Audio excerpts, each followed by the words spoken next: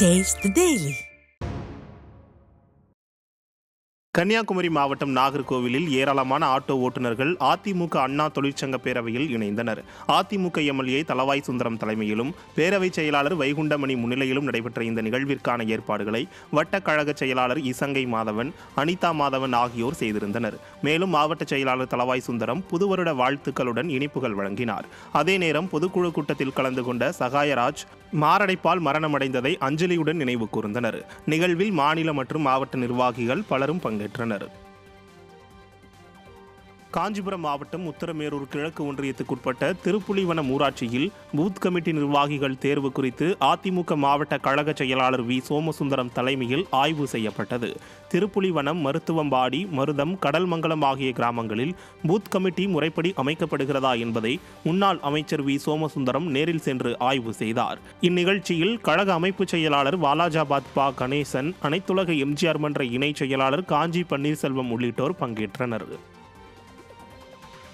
நெல்லை மாவட்டம் வண்ணாரப்பேட்டையில் உள்ள அதிமுக அலுவலகத்தில் தகவல் தொழில்நுட்ப பிரிவு ஆலோசனை கூட்டம் நடைபெற்றது.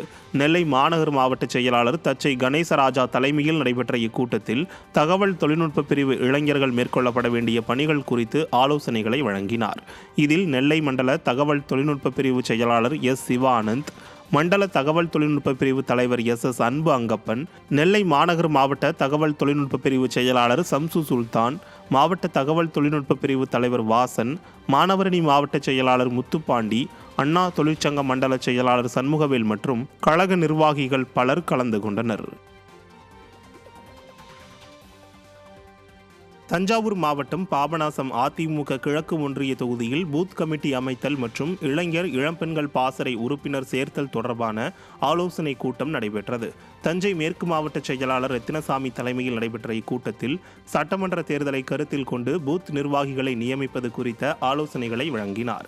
இதில் அம்மா பேரவை மாவட்ட செயலாளரும் கிழக்கு ஒன்றிய செயலாளருமான துரை சண்முகப்பிரபு, மாவட்ட அவைத்தலைவர் ராம்குமார், மாவட்ட பொருளாளர் கண்ணபிரான், தொழில்நுட்ப பிரிவு மாவட்ட செயலாளர் முகமது இப்ராஹிம் உட்பட நிர்வாகிகள் பலர் கலந்து கொண்டனர்.